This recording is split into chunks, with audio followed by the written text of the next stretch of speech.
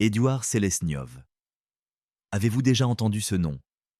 Il est né en 1969 à Arkhangelsk dans une famille désunie. Ses deux parents étaient alcooliques et vivaient en marge de la société.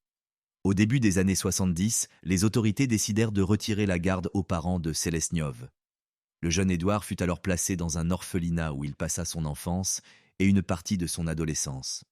Cependant, la vie là-bas était difficile. Les autres enfants l'attaquaient, le harcelaient et le marginalisaient, ce qui le conduisit à se replier sur lui-même et à éviter le contact avec les autres. Ses enseignants le décrivaient comme un enfant réservé, un comportement perçu négativement. En 1984, il termina la 8e classe et fréquenta ensuite une école professionnelle à Arkhangelsk. Il y apprit le métier de maçon. Après avoir obtenu son diplôme, il décrocha un emploi dans une entreprise locale de construction de logements qui lui offrit une chambre dans un foyer. Cependant, les choses se passèrent mal sur son nouveau lieu de travail. Ses supérieurs parlaient mal de lui, l'accusant de manquer d'initiative et de travailler de manière négligée. Les sanctions disciplinaires s'accumulaient et il finit par perdre son poste. À la fin des années 80, le jeune homme fut arrêté pour la première fois pour vol. Mais à l'époque, personne ne pouvait prévoir que cela marquerait le début d'un chemin criminel menant à des crimes terribles. Bien qu'il ait été condamné, il ne reçut pas une longue peine de prison à ce moment-là. Après l'effondrement de l'Union soviétique et les réformes économiques qui ont suivi, Édouard se retrouva dans une grave situation financière et mena une vie de plus en plus marginalisée. Il changea plusieurs fois d'emploi mal rémunéré, mais les perdit toujours en raison d'absences chroniques et de sa dépendance à l'alcool. Il subvenait principalement à ses besoins par des vols, ce qui le conduisit de nouveau en prison au milieu des années 90. Après sa libération en 2000, il ne travailla plus nulle part et rencontra de sérieux problèmes de logement. Il passait presque tout son temps dans des caves et des bâtiments abandonnés, vivait parmi les sans-abri et y trouvait de l'alcool, de la nourriture et un endroit pour dormir.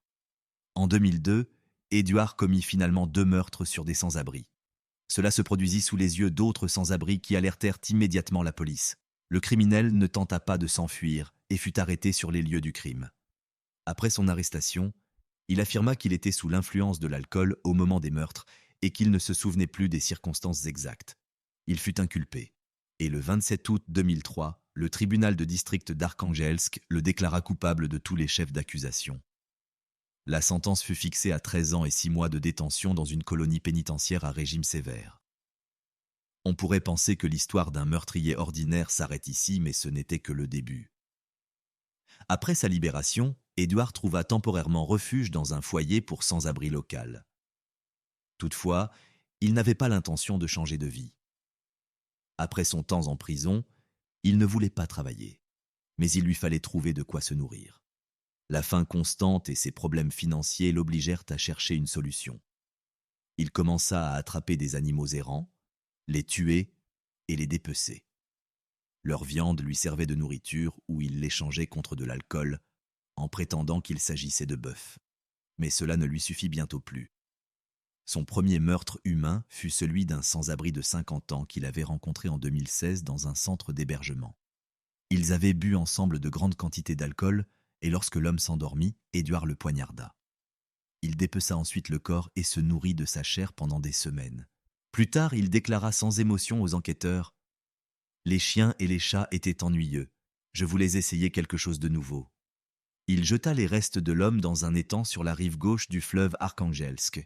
Selon ses propres dires, il ne consommait pas seulement la viande lui-même, mais l'échangeait également avec d'autres sans-abri contre de l'alcool, sans qu'il sache ce qu'il consommait réellement. Lorsque ses provisions commencèrent à s'épuiser, il décida de suspendre la chasse et de chercher un emploi.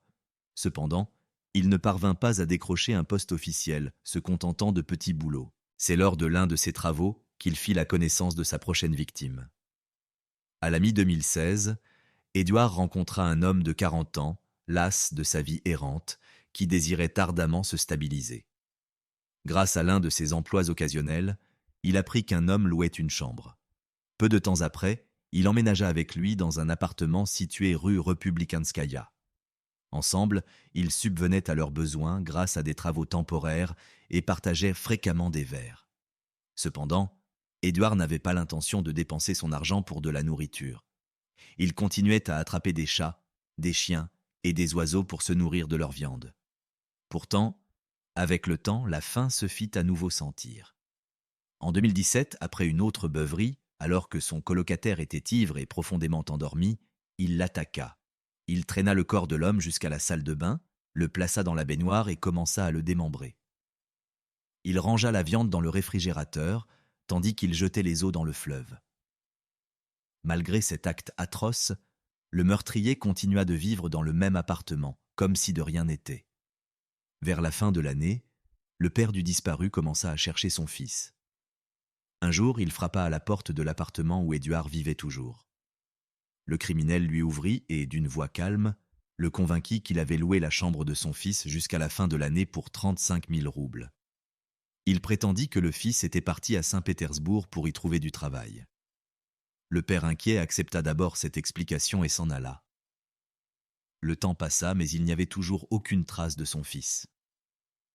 Après plusieurs semaines de recherches infructueuses, le père se tourna finalement vers la police. Malgré les relations tendues entre eux, la disparition soudaine de son fils lui parut suspecte. Malheureusement, cette prise de conscience arriva trop tard.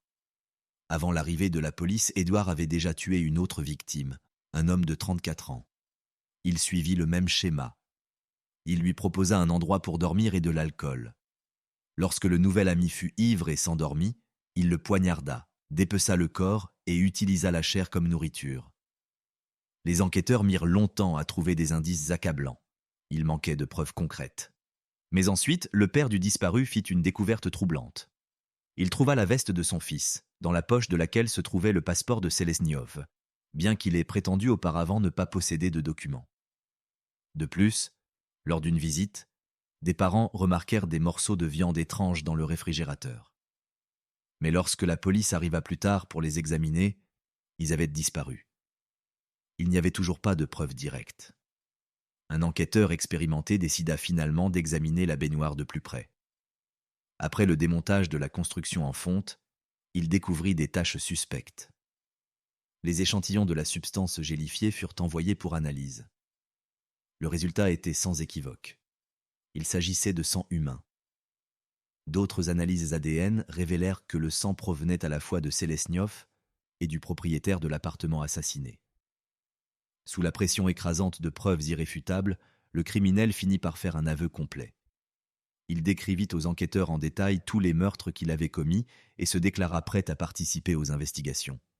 En automne 2018, il fut conduit sur les lieux des crimes, y compris au bord de la rivière où il avait jeté les restes de ses victimes. Lors de l'interrogatoire, il expliqua qu'il utilisait la chair humaine, entre autres pour préparer de l'aspic, un plat à base de bouillon avec des morceaux de viande. Il précisa qu'il lui manquait presque toutes ses dents et qu'il avait du mal à mâcher. Lors d'un des interrogatoires, il avoua également avoir commencé à manger l'une de ses victimes alors qu'elle était encore vivante.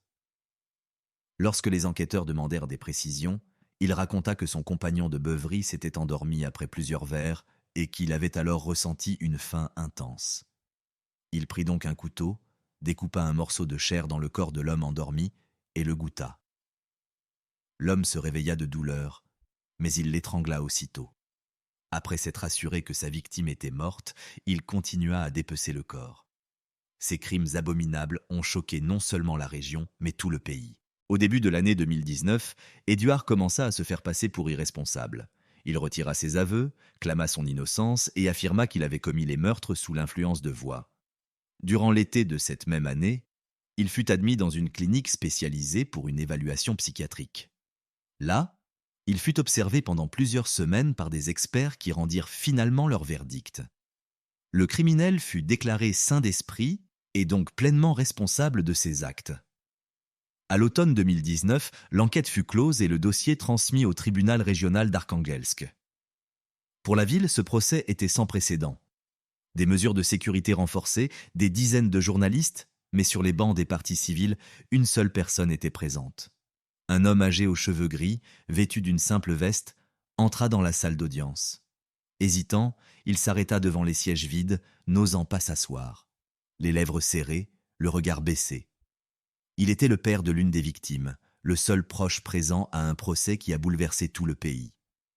Ensuite, L'accusé fut amené dans la salle.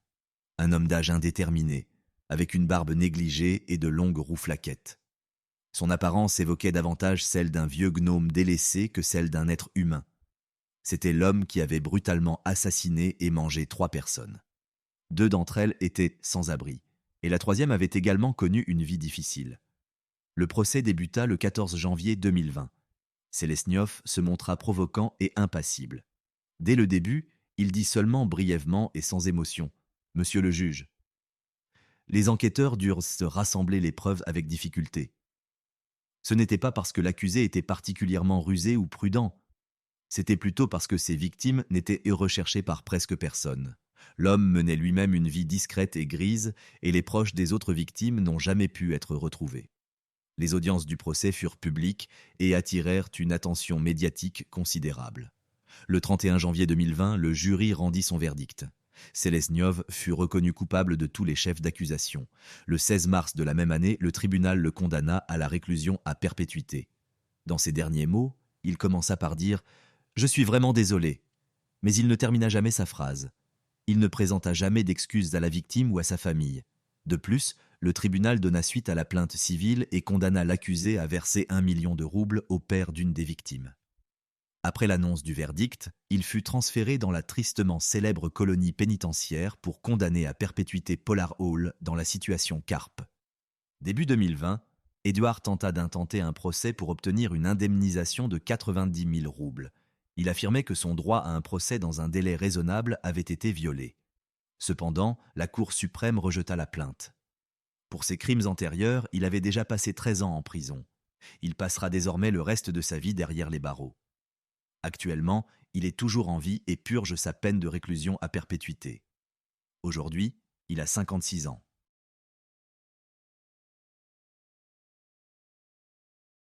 Volksky est une ville de l'oblast de Volgograd, en Russie. C'est une ville paisible et accueillante avec environ 322 000 habitants. Pourtant, parmi ces gens tranquilles se cachait un fou dangereux. La disparition mystérieuse de 2 jeunes amis en octobre 2017 a bouleversé la région de Volgograd. La ville a été mise en alerte et la ceinture forestière de la rue Pouchkine a été fouillée par des centaines de volontaires, de policiers et de militaires. Personne n'aurait pu imaginer comment cette histoire se terminerait tragiquement. Dans la nuit du 12 au 13 octobre, Daria Labutina, 28 ans, et Olga Chaposnikova, 29 ans, décidèrent de se détendre dans un club de karaoké. Dès le matin, elles rencontrèrent un homme avec une bouteille de vin, manifestement en quête d'une aventure. Quelques jours plus tard, les habitants de Volksky apprirent son nom. Son identité avait été capturée par les caméras. La dernière fois que la mère d'Olga la vit, c'était au matin du 12 octobre. Elle était partie travailler, déclara Natalia Chaposnikova au tribunal. La jeune femme travaillait comme vendeuse. Le soir, sa mère rentra chez elle, mais elle n'y était pas. Elle m'appela et dit qu'elle reviendrait plus tard. Le 13 octobre, nous avons essayé de l'appeler toute la journée, sans succès. Olga vivait avec son compagnon. Mais comme sa chambre était en rénovation, elle s'était temporairement installée chez sa mère. Lorsque les filles ne sont pas revenues de leur sortie nocturne, des centaines de personnes se sont mobilisées pour les rechercher. Des volontaires ont parcouru la ville avec des panneaux indicateurs, des pelles, des lampes de poche et des talkies-walkies. La police, l'armée et les secouristes sont retournés sans cesse aux mêmes endroits, refusant de perdre espoir de retrouver les 2 amies vivantes. Pourtant, chaque jour, les rumeurs se multipliaient. Les bénévoles en avaient assez de réfuter les fausses informations diffusées sur les réseaux sociaux. Certains affirmaient que les filles avaient été retrouvées, d'autres qu'elles étaient toujours portées disparues. Les enquêteurs ont reconstitué les dernières heures de la vie des amies. Elles ont quitté le club de karaoké, pris un taxi et se sont rendues avec un homme de grande taille au numéro 19 du boulevard Prof. Les experts en criminalistique ont inspecté l'appartement loué par Alexander Maslenikov. C'était lui qui était avec les jeunes filles cette nuit-là. Dans l'appartement, ils ont trouvé des preuves d'un crime. Des taches de sang ont été découvertes sur des appareils de cuisine et dans la salle de bain. Plus tard, une expertise médico-légale a confirmé qu'il s'agissait du sang des femmes disparues. Les voisins connaissaient Maslenikov et racontaient beaucoup de choses à son sujet. Ils se souvenaient qu'il avait grandi dans une famille dysfonctionnelle. Bien que sa mère ait travaillé toute sa vie avec assiduité dans une usine, Son père était un buveur. Un voisin des parents de l'homme a déclaré que le père de famille était un alcoolique. Il n'a pas travaillé depuis des années. Parfois, il ne rentre même plus chez lui. Il dort ivre directement sur le banc ou pire, en dessous. Personne ne dit du mal de sa femme, dit un voisin. Elle a travaillé toute sa vie à l'usine. Ils ont une fille avec 2 petits-enfants et un gendre qui est constamment en déplacement. Je crois qu'il travaille en horaire décalé quelque part dans le nord. La sœur d'Alexander a refusé de répondre aux questions. Cependant, selon des informations non officielles de l'époque, son frère serait venu chez leurs parents quelques jours après la disparition des filles. Plus tard, c'est Oksana elle-même qui a alerté la police. Ce n'est que le 18 octobre, presque 2 semaines après la disparition de Daria et Olga, que des preuves irréfutables ont été trouvées. À ce moment-là, la photo de Maslenikov était déjà affichée dans Volchsky et il était sur la liste des personnes recherchées. L'administration municipale n'est pas restée inactive. Le vendredi 20 octobre, le maire de Volchsky a offert une récompense de 700 000 roubles, environ 7 000 euros, pour toute information pouvant mener à la découverte des 2 jeunes femmes et de Maslenikov. Toute personne ayant des informations sur le lieu où se trouvait le suspect était priée de contacter immédiatement la police. La description du recherché, taille entre 1,95 m et 2 m, corpulence moyenne, cheveux clairs et coupés courts, front haut, yeux bleus enfoncés, signe distinctif, un grain de beauté sous l'œil droit. L'homme qui cherchait à se cacher de la police et des enquêteurs après le crime a été arrêté à Chimki, près de Moscou, juste devant un immeuble résidentiel. Lors du premier interrogatoire, il n'a opposé aucune résistance et a parlé librement de son passé criminel. Il avait passé la majeure partie de sa vie dans une colonie pénitentiaire pour grands criminels. Maslenikov a avoué le meurtre des 2 amis. Selon lui, tout a commencé par une dispute qui s'est terminée en massacre. Après le crime, il a décidé de se débarrasser des corps. L'accusé a démembré les victimes, mais n'a pas pu broyer complètement les restes dans un hachoir à viande et les a finalement enterrés dans un bois près de la rue Pouchkine. Plus tard, un expert médico-légal a confirmé qu'il avait effectivement broyé certains membres dans un hachoir à viande. Un détail qui a immédiatement conduit les médias à le qualifier de cannibale. De nombreux journalistes ont spéculé qu'il avait l'intention de consommer des parties des corps. Il s'est avéré qu'à l'origine, 3 jeunes filles accompagnaient Maslenikov. Cependant, l'une d'elles a décidé de rentrer tôt chez elle, car elle ne voulait pas rester dehors longtemps. Une décision qui lui a sauvé la vie. Des centaines de citoyens se sont rassemblés pour voir le meurtrier qui avait exécuté les femmes sans défense. Il semblait qu'il n'était qu'à un pas d'une justice populaire publique. Pour prévenir une attaque de la foule en colère, le suspect devait être sous haute surveillance. Après l'enterrement des 2 jeunes femmes, qui ont été inhumées dans des cercueils scellés, la colère des habitants de Volchsky ne fit que grandir.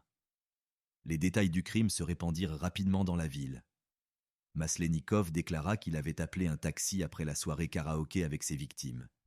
Selon lui, ils étaient de bonne humeur. « Nous avons bu du vin », dit-il lors de l'interrogatoire. Daria a essayé de couper des fruits, mais elle était très ivre, et j'ai décidé de l'aider. Pendant que nous attendions la pizza commandée pour la maison, il raconta aux filles qu'il travaillait à Moscou et gagnait environ 80 000 roubles. Daria lui demanda s'il allait épouser Olga, et il répondit en plaisantant « Je le ferai ». J'ai réalisé que les filles étaient libres, ajouta-t-il. Quand Olga est allée fumer sur le balcon, il commença à raconter une blague vulgaire à Daria et remarqua qu'elle souriait. J'ai eu l'impression qu'elle avait pitié de moi, se souvint-il.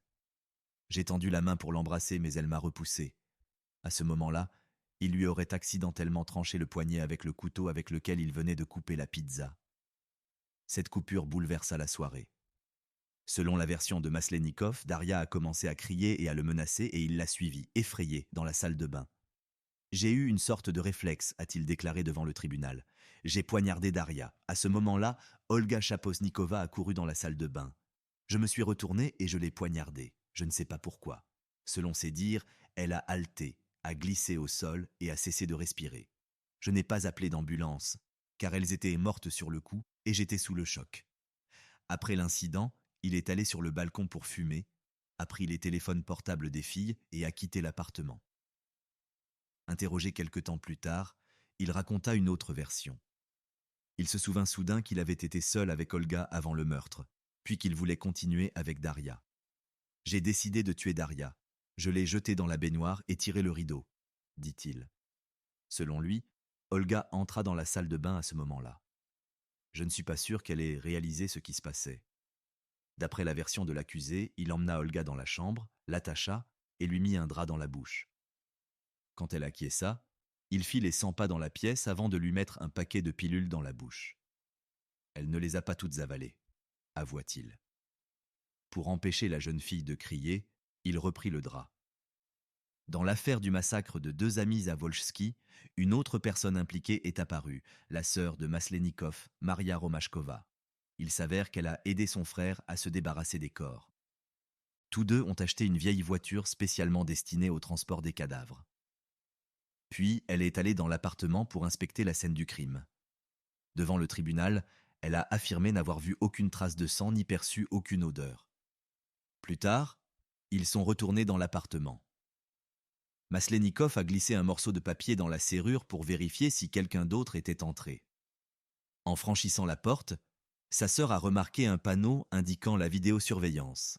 « J'ai vérifié où les caméras étaient installées et je lui ai dit, » se souvient-elle. Elle espérait qu'il aurait peur et fuirait, et elle voulait aller à la police. Mais au lieu de cela, Maslenikov s'est arrêtée chez une connaissance qui a ensuite comparu au tribunal où elle a soigneusement dissimulé son visage. La femme a déclaré que lorsque la nouvelle de la disparition des filles a circulé sur les réseaux sociaux, l'homme s'est calmement rendu avec elle dans la ceinture boisée de la rue Pouchkine, où il a enterré les corps. Maslenikov a agi seul. Il a acheté à l'avance une pelle, des sacs et du ruban adhésif dans le supermarché le plus proche, et le soir, il a appelé sa sœur pour se plaindre qu'il avait peur et que son outil était tordu. Après avoir éliminé toutes les preuves, il a décidé de fuir. Les enquêteurs ont constaté qu'il travaillait avec la précision d'un éclaireur expérimenté. D'une certaine manière, il avait un talent pour garder le secret et brouiller habilement ses traces, a déclaré un policier. Le fugitif a utilisé un covoiturage pour se rendre discrètement dans la région de Moscou. Il a trouvé un logement temporaire à Chimki et espérait rester inaperçu. Mais les autorités savaient qu'il pourrait frapper à nouveau s'il n'était pas rapidement arrêté. Lorsqu'ils l'ont finalement arrêté, il semblait choqué. Il ne s'attendait apparemment pas à être retrouvé si rapidement. Sans résistance, il a indiqué aux enquêteurs l'emplacement exact où les corps étaient enterrés. Malgré la pluie croissante, les policiers se sont immédiatement rendus sur place. Ils ont établi un périmètre de sécurité et installé un éclairage, car il faisait déjà sensiblement sombre. La foule ne voulait pas se disperser, et les maris des jeunes filles disparues menaçaient de lyncher le suspect. C'est pourquoi les mesures de sécurité ont été renforcées. Des sacs en plastique ont été extraits de la fosse d'1,50 m de profondeur. La police scientifique a finalement confirmé les déclarations du suspect. Au tribunal, Maslenikov, désormais surnommé le bourreau de la Volga, tenta de s'adresser aux journalistes. Cependant, faute de plateforme, il se replia complètement sur lui-même. À toutes les questions, il ne répondait que par oui ou non. Il chercha à retarder la procédure en demandant un transfert dans une clinique psychiatrique. Après un examen approfondi, les médecins conclurent qu'il était pleinement responsable de ses actes. Le procureur et les familles des victimes réclamèrent une peine de prison à vie. « Je connaissais Alexander depuis notre enfance. Nous étions à la même école », déclara le frère d'Olga. Chacun de ces nouveaux crimes était pire que le précédent. De telles personnes n'ont pas leur place dans la société, ni dans 10, ni dans 20, ni dans 30 ans. Pendant le procès, le juge a lu les procès-verbaux de l'interrogatoire de l'accusé réalisé lors de l'enquête préliminaire. Tout au long de la lecture, l'homme restait assis, la tête baissée, et a finalement demandé une pause. C'est alors que d'autres détails de sa vie ont été révélés. Maslenikov n'était pas suivi par un psychiatre et n'était pas considéré comme alcoolique. Cependant, il avait déjà 2 condamnations pour vol et abus sexuels. Auparavant, il avait été condamné à 10 ans de prison. Mais peu avant les meurtres, il avait été libéré de façon anticipée. Après sa libération, il s'est enregistré au poste de police de Noginsk et vivait chez sa mère. En tant qu'employé non officiel, il gagnait environ 80 000 roubles, 800 €. Le 10 octobre, il est retourné à Volchsky. Il a emménagé dans l'appartement de son père où sa sœur Maria vivait aussi avec ses enfants. Il avait une somme d'argent considérable sur lui. La journée, Il restait à la maison et le soir, il sortait pour rencontrer des femmes. Après un certain temps, il a décidé de louer un appartement de service car il n'était pas à l'aise d'amener de nouvelles connaissances chez lui. Il a trouvé un appartement sur le boulevard Profso-Youtsov pour 1000 roubles par jour. Le soir du 12 octobre, vers 23 heures, Maslenikov entra dans un club de karaoké. Sur la piste de danse, il remarqua une femme qui l'intéressait. Cependant, elle n'était pas seule, alors il se joignit à elle. Ensemble, ils chantèrent une chanson. Vers 5 heures du matin, la jeune femme quitta soudainement le club, laissant Olga et Daria seuls avec l'homme à la table. À ce moment-là, ils avaient déjà bu une bouteille de vin et il en commanda une deuxième.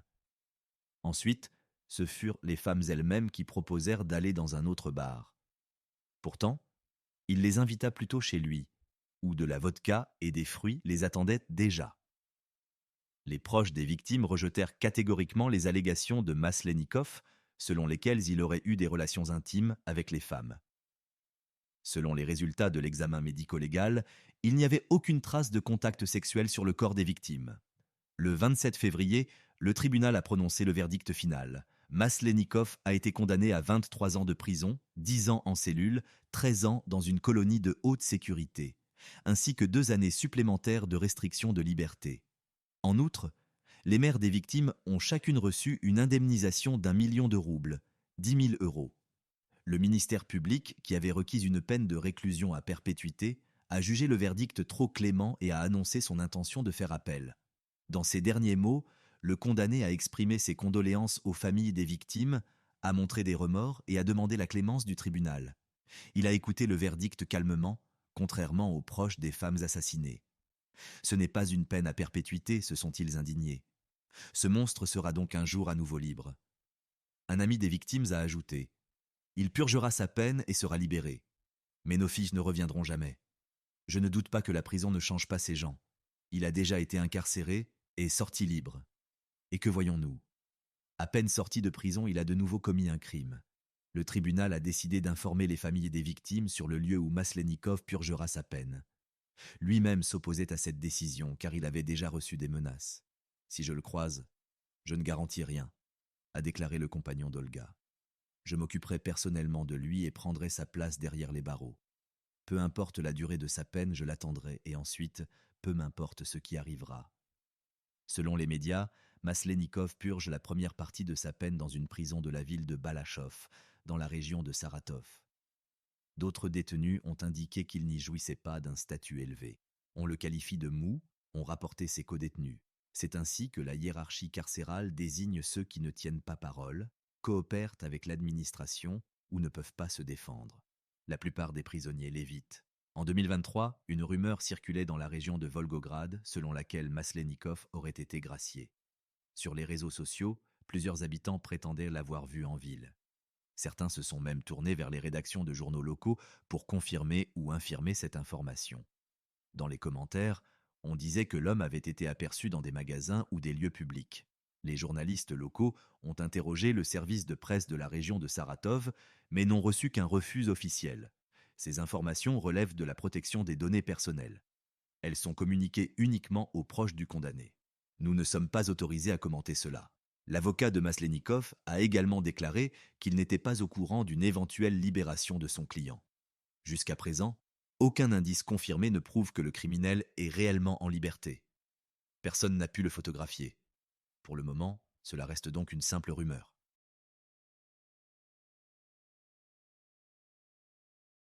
Dans le petit village de Podbor, dans la région de Pskov, en Russie, un événement sinistre s'est produit entre 2004 et 2005. En un an, presque tous les habitants ont disparu sans laisser de traces, à l'exception d'un retraité. La police était face à une énigme. Aucune trace, aucun indice. Le village était déjà petit. Il ne restait que 6 maisons, dont 2 étaient abandonnées. Les premières inquiétudes ont été exprimées lorsqu'une femme s'est rendue à la police locale. Son frère, Vladimir Ivanov, avait disparu. Il rendait régulièrement visite à sa sœur, mais depuis 5 semaines, elle n'avait plus de nouvelles. Inquiète, elle s'est rendue à sa maison. Sa colocataire, Anna Kuzmina, a affirmé qu'il l'avait quittée après une violente dispute et était parti il y a 1 mois et demi. « J'ai appelé tous les parents, mais personne ne l'a vue », a expliqué Galina Ivanova, sa sœur. Les enquêteurs se sont rendus dans ce village isolé. Il ne restait plus que 5 personnes. Une colonie abandonnée et oubliée, où d'autres personnes devaient bientôt disparaître. Des entretiens avec les habitants ont révélé que Vladimir buvait rarement de l'alcool. Mais quand il le faisait, ses disputes avec Anna se terminèrent souvent en violents affrontements. Après la dernière grande dispute, il a quitté la maison en colère et a disparu sans laisser de traces. La colocataire a donné plusieurs explications possibles aux enquêteurs. Peut-être était-il parti à Saint-Pétersbourg ou dans la région de Leningrad pour gagner de l'argent, mais la recherche du disparu est restée vaine. Ce n'était que le début d'une sombre histoire. 2 mois ont passé, mais Vladimir restait introuvable. Une autre déclaration de disparition est venue du village. Galina Semyanovna Volchichina, âgée de 63 ans, avait disparu. Son ancien colocataire, Anton Serjogin, a contacté les autorités. Galina et moi vivions ensemble dans le village de Stchegli. Il y a environ 1 an, nous avons eu une dispute, après quoi elle a déménagé à Podbor. Il y a 14 jours, elle m'a rendu visite et a dit qu'elle voulait partir à Saint-Pétersbourg chez des parents. Elle m'a donné sa nouvelle adresse et son numéro de téléphone. Je voulais lui dire au revoir, mais quand je suis arrivé chez elle, elle n'était plus là. La porte était fermée. Les enquêteurs ont vérifié les déclarations de Serjogin. Il a été confirmé que Galina vivait bien à Podbor. Les villageois ont assuré qu'elle était partie volontairement pour Saint-Pétersbourg. Anna a même affirmé qu'elle lui avait dit au revoir personnellement à la gare routière. Nous avons acheté de l'alcool au magasin et sommes allés à la rivière pour boire un verre ensemble avant son départ. Nous étions 5, tous du village, chacun a bu un peu. Ensuite, les hommes sont rentrés chez eux et j'ai accompagné Galia à l'arrêt de bus et l'ai mise dans le bus, a expliqué Kuzmina. À ce stade, les enquêteurs n'avaient aucune indication que Volchichina pouvait avoir subi du tort. Mais la retraitée n'est jamais apparue à Saint-Pétersbourg. Et personne n'a jamais entendu parler d'elle à nouveau. 1 mois plus tard, en février, la prochaine personne a disparu du village. La déclaration de disparition a été déposée par Sergueï Yefimov d'un village voisin. Il est né en 1959 dans le village de Pouchkinsky-Egori dans la région de Pskov. Il était chauffeur de tracteur de profession. Il était marié, mais a divorcé en 2000 et s'est installé à Podbor, a raconté un ami à lui. Après la disparition des 2 premiers habitants, il ne restait plus que 3 personnes à Podbor. Anna Kuzmina, Vladimir Schmidt et la résidente de Datcha Lyubov Baskakova, qui ne venait au village que le week-end. Comme la communication avec le monde extérieur était difficile dans cet endroit isolé, les hommes restants se rencontraient régulièrement. Mais depuis mi-février 2005, Vladimir Schmidt ne se présentait plus à leurs réunions. Yefimov a décidé de lui rendre visite en personne. Mais en arrivant chez lui, il a découvert que la porte était clouée. Les 2 voisins qu'il a rencontrés l'ont surpris avec leur explication. Vladimir serait simplement parti pour Saint-Pétersbourg, car il en avait assez de la vie au village. Sergueï était stupéfait. Son ami ne s'était même pas dit au revoir. Le tableau devenait de plus en plus sombre. Déjà la 3e personne avait disparu sans laisser de traces. Les enquêteurs étaient confrontés à une énigme. Les habitants de Podbor devenaient de moins en moins nombreux et personne ne savait où ils avaient disparu. Jusqu'au dernier moment, les agents espéraient qu'il ne s'agissait que d'une série de coïncidences malheureuses. Mais ensuite, une nouvelle est arrivée qui a anéanti tous les espoirs. Dans un étang non loin du village, des habitants ont découvert le corps d'une femme. La victime a été immédiatement identifiée. C'était Lyubov Alexandrovna Baskakova, l'une des rares habitantes restantes de Podbor. Jusqu'à ce moment, elle était présumée vivante. Les experts qui ont examiné les restes ont abouti à une conclusion claire. La femme avait été assassinée. La cause du décès était un grave traumatisme crânien. En d'autres termes, quelqu'un lui avait frappé la tête. Les enquêteurs ont immédiatement commencé à interroger les habitants restants du village. Ils ont découvert que la maison de Lyubov n'était en réalité qu'une maison d'été et qu'elle vivait elle-même avec sa fille et son gendre à Saint-Pétersbourg. Elle venait presque chaque week-end au village. Lorsque ses parents en ville ont attendu en vain son retour, ils se sont inquiétés. Ils ont demandé à un ami de la famille, qui vivait dans un village voisin, de vérifier la situation. En arrivant à Podbor, il a trouvé la maison vide. La seule autre résidente du village, sa voisine Anna Kuzmina, a semblé surprise et a dit « Tu ne le sais pas, Lyubov Alexandrovna est partie pour Saint-Pétersbourg. La retraitée se souvenait même de l'avoir soi-disant vue par la fenêtre quand elle quittait le village. Mais l'ami de la famille était certain que Baskakova n'était jamais arrivée à Saint-Pétersbourg. Il a décidé de suivre le chemin qu'elle aurait pris selon Kouzmina et a découvert son cadavre. Cette découverte choquante s'est répandue comme une traînée de poudre dans les villages voisins. Personne ne doutait plus que tous les habitants disparus de Podbor avaient été assassinés. Mais la question cruciale restait, qui avait fait cela? Au cours de l'enquête, les agents ont découvert un fait inattendu. En 2001, Lyubov, considéré comme une mère et une grand-mère exemplaires, avait déjà été jugé. Sur son terrain, des plants de pavots illégaux contenant des substances interdites avaient été découverts. Les enquêteurs ont examiné la théorie selon laquelle son meurtre pouvait être lié à cette affaire, mais n'ont trouvé aucune preuve. La dernière personne à l'avoir vue en vie était sa voisine Anna Kouzmina. Était-elle impliquée dans l'affaire? Les agents ont décidé de vérifier le passé de Kouzmina et ont découvert des détails troublants. Anna Vasilievna Kouzmina est née en 1952 à Grozny. Elle a longtemps vécu avec sa mère en Kabardino-Balkarie. En 1992, elle a été condamnée pour meurtre et a écopé d'une peine de prison de 10 ans. Comme elle avait avoué, la peine a été relativement légère. Après 6 ans, elle a été libérée sur parole. Ensuite, elle s'est installée dans la région de Pskov, a pris un emploi dans un kolkhoz et s'est établie à Podbor. Les habitants du village ne savaient rien de son passé. Personne n'avait peur d'elle. Mais maintenant, alors que les enquêteurs plongeaient plus profondément dans son passé, ils ont demandé des archives. Ce qu'ils y ont découvert a choqué même les agents expérimentés. La veille du meurtre de sa mère, Kouzmina a vendu son appartement et dépensé tout l'argent en quelques mois. Ses proches l'ont accusé d'avoir volé la famille, mais avec le temps, les relations se sont améliorées.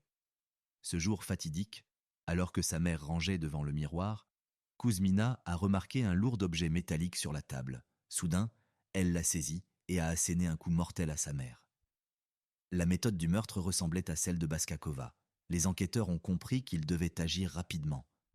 Comme il n'y avait pas de preuves directes, ils ont présenté un mandat de perquisition et ont exhorté la retraitée à avouer.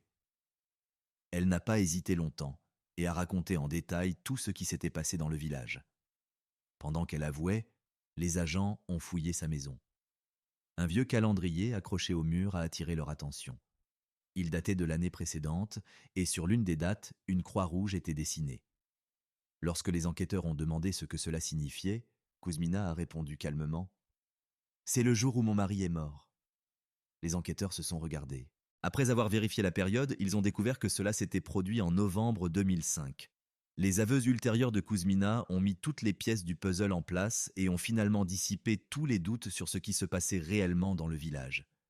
Il s'est avéré que cette femme mince, âgée de 55 ans au moment des événements, avait exterminé tout le village. En 2004, Anna vivait avec Vladimir Ivanov. Au début, ils étaient seulement un couple d'amoureux. Plus tard, ils se sont appelés mari et femme, bien que le mariage n'ait pas été officiellement enregistré. Tout était calme au début, mais après 1 an, les disputes constantes ont commencé. Une fois, Ivanov a trompé Kouzmina et est rentré tard dans la nuit. Il était agacé par les conflits incessants avec elle, et ce jour-là, ils se sont couchés dans des chambres séparées. Le matin, elle est allée le voir.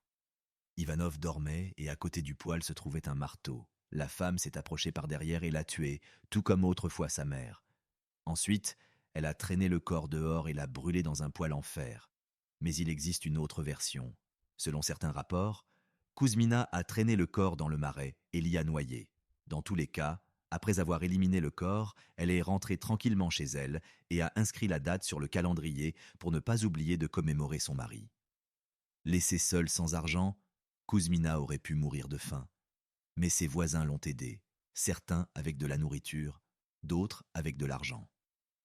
Galina Volchichina s'occupait particulièrement d'elle et elle lui rendait souvent visite. Mais en janvier, Galina voulait partir à Saint-Pétersbourg pour rendre visite à ses parents. Le jour du départ, elles ont bu ensemble au bord de la rivière. Le temps était chaud et propice à la convivialité.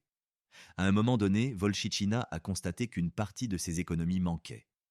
Elle a immédiatement soupçonné Kouzmina, ce qui a rendu cette dernière très en colère. Quand Anna est allée dans la pièce voisine, elle est revenue avec un morceau de fil. Elle a étranglé Volchichina et a enterré le corps de son ami dans le sous-sol. L'argent avait effectivement été volé par Volchichina Kuzmina. Quelque temps plus tard, Vladimir Schmidt est venu chez elle. Il était l'un des derniers habitants du village. Schmidt a demandé si Volchichina était vraiment parti pour Saint-Pétersbourg, puis a exprimé ses doutes sur la disparition d'Ivanov. Kuzmina n'a pas nié. Elle est allée calmement dans la maison et est revenue avec une casserole de pommes de terre et un marteau. Après avoir servi le visiteur, elle a dit qu'elle voulait enfoncer un clou dans la clôture. Schmidt ne se doutait de rien. La dernière victime était Lyubov Baskakova. Lorsqu'elle est venue passer le week-end au village, Kuzmina était d'abord heureuse. Elle se sentait seule. Mais ensuite, elle a eu l'impression que l'invité la regardait avec méfiance. Le week-end est passé rapidement et Baskakova a pris le chemin du retour pour Saint-Pétersbourg. Elle avait déjà franchi le portail mais n'a pas remarqué que Kuzmina la suivait. Elle tenait une brique à la main. Après que les enquêteurs ont rassemblé toutes les preuves et indices, ils ont porté l'affaire devant les tribunaux. En 2006, le procès a commencé et Kuzmina a été condamnée à 21 ans de prison. C'était la peine maximale qu'une retraitée pouvait recevoir. Le monstre qui avait tué 4 personnes a été emprisonné et dans le village déjà moribond, il ne restait plus personne. En 2027, elle aurait dû être libérée. Mais en 2019, elle est morte en prison d'une maladie.